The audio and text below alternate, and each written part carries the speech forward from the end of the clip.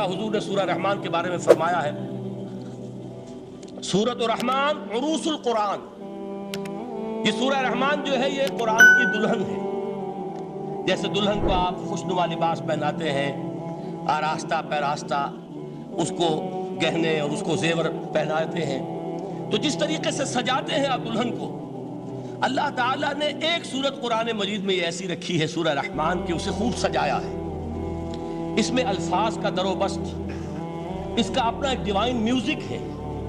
وہ تو اللہ تعالیٰ قراء جو ہے خاص طور پر مصر کے قراء، اللہ تعالیٰ ان پر رحمت نازل فرمائے، ان کی خطاؤں سے درگزر کرے۔ جس طرح قرآن کے انٹرنسک میوزک کو انہوں نے واضح کیا ہے، واقعہ یہ ہے کہ اگر یہ لوگ نہ ہوتے، شیخ عبد الباسط محمد عبد الصمد، شیخ محمود خلیل الحصری، یہ لوگ کہ جنہوں نے قرآن کے اس غنا، میوزک، یہ لفظ جو ہے آپ حیران نہ ہو کہ میں یہ کوئی شاید توہین کر رہا ہوں قرآن کی، حضور نے یہ لفظ استعمال کیا ہے، تغنو، اس قرآن کو اچھی سے اچھی خوشلہانی کے ساتھ پڑھو۔ من لم یتغن بالقرآن فلیس منا، جو قرآن کو بہتر سے بہتر انداز میں، اچھی سے اچھی آواز میں، خوشلہانی کے ساتھ پڑھنے کی کوشش نہیں کرتا، وہ ہم میں سے نہیں ہے۔ بلکہ ایک مرتبہ حضور رات کے وقت آپ گشت پر تھے اپنے ساتھیوں کے حالات معلوم کرنے کے لیے۔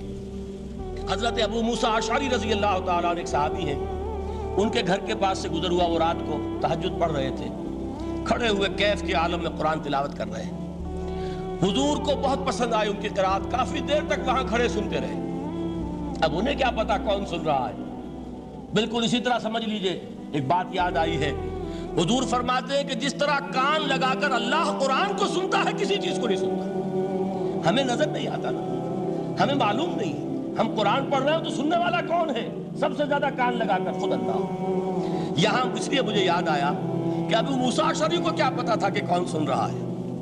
وہ اپنی کیفیت میں نماز میں تہجد میں قرآن کی تلاوت کر رہے تھے، اور ظاہر بات ہے ان کے گھر ایکڑوں میں بنے ہوئے نہیں تھے، ایک ایک کمرہ، ایک ایک کوئی حجرہ، ایسے ہی تو گھر گھر تھے نا صحابہ کے، لہذا حضور پاس سے گزرے، آواز آئی، کافی دیر سنتے رہے۔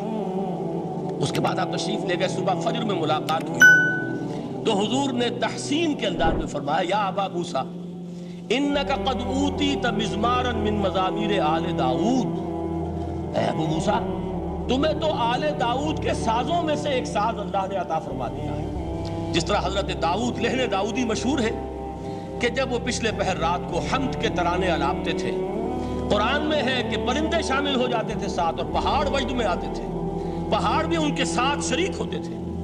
تو جس طرح کا اللہ نے ان کو لہن عطا فرمایا تھا، حضور نے تحسین کے انداز میں فرمایا ہے، ابو موسیٰ اشعری اللہ نے تمہیں بھی آل داؤد کے سازوں میں سے ایک ساز عطا فرمایا۔ بہرحال قرآن مجید کا جو یہ میوزک ہے، قرآن کے الفاظ کا جو حسن ہے، جہاں تک حسن معنوی ہے وہ تو ہر لفظ میں ہے، لیکن یہ حسن ظاہری، حسن صوتی، حسن لفظی، یہ اپنے کلائمیکس پر آپ کو نظر آئے گا سورہ رحمان میں۔ لیکن قرآن میں یہ سورت اس اعتبار سے بھی ممتاز ہے، اس کی 4 آیات پر ذرا توجہ کریں گے، عجیب حقائق سامنے آئیں گے۔ جہاں یہ قرآن مجید کے حسن صوت اور حسن لفظی کی معراج ہے، وہیں اس کی پہلی 4 آیات میں 4 چوٹی کی چیزوں کا ذکر ہے، سب سے اونچی چیز ہے۔ پہلی آیت کیا ہے؟ الرحمن، ایک آیت ہو گئی۔ رحمان کیا ہے؟ اللہ کا نام ہے۔ کبھی آپ نے غور کیا اللہ کے ناموں میں سب سے پیارا نام کون سا ہوگا؟ رحمان۔ کیوں؟ اس کا مادہ کیا ہے؟ رحمت۔ ہمیں سب سے بڑھ کر جس چیز کی ضرورت ہے وہ کیا ہے؟ رحمت خدا بندی۔ نام اچھی طرح سن لیجئے اس حضور کے قول کو۔ حضور فرماتے کوئی شخص جنت میں مجرد اپنے عمل کی بنیاد پر داخل نہیں ہو سکے گا جب تک کہ رحمت خدا بندی دستگیری نہ کرے۔ کسی صحابی نے بڑی ہمت اور جرأت کا ثبوت دیا کہ پوچھ لیا، کیا حضور آپ بھی؟ جب آپ نے فرمایا کوئی شخص داخل نہیں ہو سکتا جنت میں محض اپنے عمل کی بنیاد پر جب تک کہ رحمت خدا بندی جو ہے وہ دستگیری نہ فرمائے۔ پوچھا گیا کیا آپ بھی؟ آپ نے فرمایا ہاں میں بھی۔ آپ انداز کیجئے کہ اگر محمد الرسول اللہ بھی رحمت خدا بندی کے ضرورت مند ہوں تو تاب دیگراں چے رسد، ہماری تو سب سے بڑی ضرورت رحمت خدا بندی ہے۔ اب یہ رحمت جو ہے قرآن مجید میں اللہ تعالیٰ کی یہ شان 2 الفاظ کے ذریعے سے آتی ہے، رحیم اور رحمان، اور کوئی مادہ نہیں ہے جس سے 2 نام بنتے ہوں اللہ کے۔ لیکن یہ مادہ ہے واحد رحمت کا کہ جس سے رحمان بھی ہے رحیم بھی ہے۔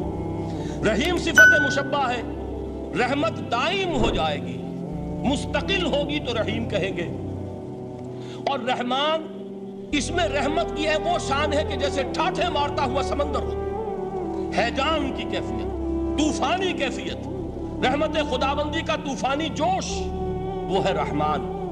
آپ تو رہتے اس علاقے میں ہیں، آپ کو معلوم ہے عرب اگر بھوکا مرا جا رہا ہو تو کیا کہے گا؟ انا جوعان۔ پیاسا مرا جا رہا ہو انا عطشان۔ بہت غضبناک ہوگا غضبان، غضبان آصفہ قرآن میں آیا، بہت غضبناک۔ رحمان جس کی رحمت جو ہے جوش میں ہے، ٹھاٹھے مارتے ہوئے سمندر کے مانند۔ تو یہ اللہ تعالیٰ کے ناموں میں سب سے پیارا نام۔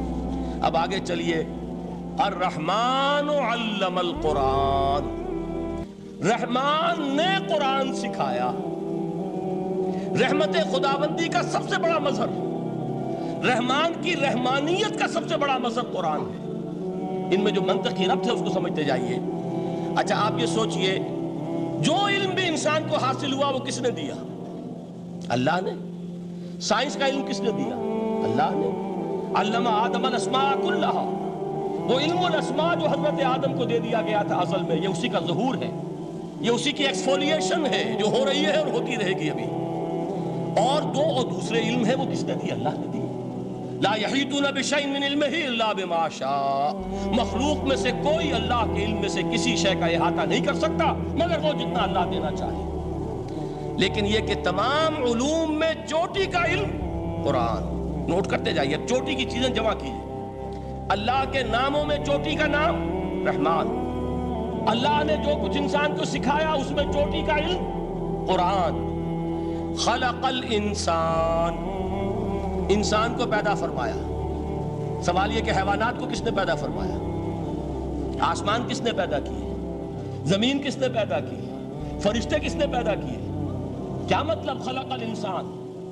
اس کی تمام مخلوقات میں اس کا کلائمیکس، اس کی تخلیق کی معراج، اس کے تخلیق کا نقطہ عروج انسان ہے۔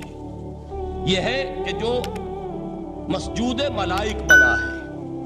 وَلَقَدْ كَرَّمْنَا بَنِي آدَمَ وَحَمَلْنَاهُمْ فِي الْبَرِّ وَالْبَحْرِ وَرَزَقْنَاهُمْ مِنَ الطَّيِّبَاتِ وَفَضَّلْنَاهُمْ عَلَى كَثِيرٍ مِّمَّنْ خَلَقْنَا تَفْضِيلًا۔ تو تخلیق میں سب سے اونچی تخلیق انسان کی، علموں میں سب سے اونچا علم قرآن کا، اللہ کے ناموں میں سب سے اونچا نام رحمان۔